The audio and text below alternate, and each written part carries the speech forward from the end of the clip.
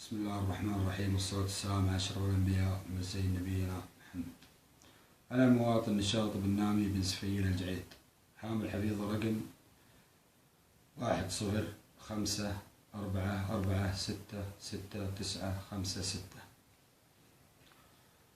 أوجه ندائي إلى خادم الحرمين الشريفين الملك سلمان بن عبد العزيز آل سعود وولي عهده وولي عهده، رفع الظلم عني وإعطائي حقي في ابني فهد الذي قتل قدرا بظروف غامضة بتاريخ 1435/14/11، وأهملت قضية ابني من قبل قسم شرطة الحوية وفرع هيئة التحقيق والإدارة العام بمحافظة الطائف، أطلق سراح الجاني دون اكتمال التحقيق، علما أني تقدمت بدلائل وقرائن ثابتة تدل أن القضية جنائية وليس عرضية كما يقولون، ولم ينظر فيها بعين الاعتبار. تقدمت بشكوى إلى مقام سيدي خادم الحرمين الشريفين الملك عبد الله بن عبد العزيز رحمه الله، صدر أمره الكريم بتشكيل لجنة والتحقيق في القضية، وأخفي الأمر بمحافظة الطائف ولم ينفذ. أنا اليوم يا سيدي خادم الحرمين الشريفين سلمان الحزم لا أطلب المستحيل، طلبي شيء واحد، أمرك على من يلزم الأمر بتشكيل لجنة والتحقيق في قضية ابني وإظهار ما أخفي منها، وأنا بذمتك خادم الحرمين الشريفين، أنا في ذمتك ليوم الدين، أنا في ذمتك يا ولي العهد، أنا في ذمتك يا ولي العهد.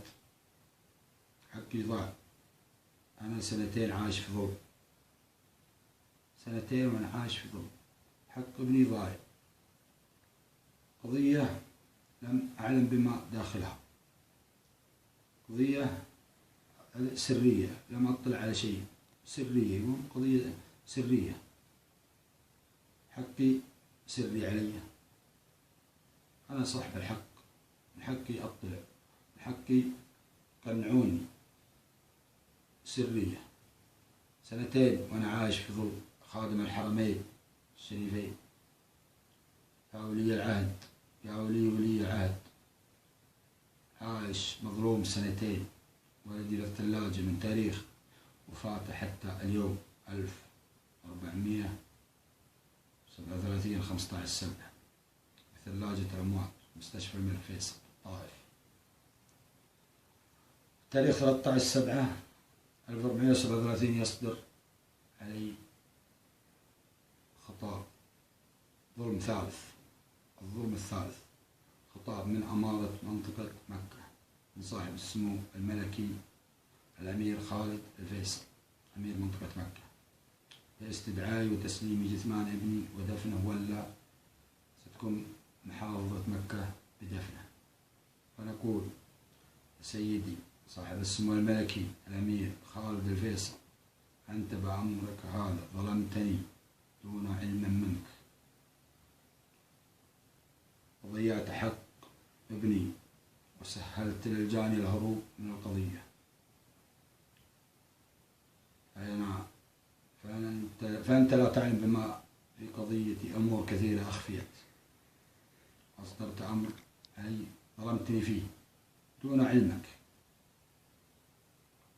أنا اليوم ناجي خادم الحرمين الشريفين الملك سلمان بن عبد العزيز ملك الحزم أن ينصرني لأن حقي، ويا ولي العهد أنا بذمتكم، يا ولي العهد أنا بذمتك يا خادم الحرمين الشريفين، انصرني وظل حق ابني، أنا لا أطلب المستحيل، طلبي شيء واحد بس، أمركم على من يلزم الأمر تشكيل لجنة ذات كفاءة عالية تبرى بعد الذمم، تحقيق في قضية ابني وإظهار ما أخفي من القضية وإقناعي.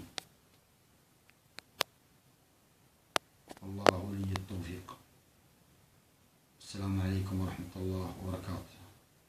أرجو من شاهد هذا الفيديو أن ينشر ويسرع بنشره، شاط نامي سفير الجعيد، جوال 059 51 53 53 6. السلام.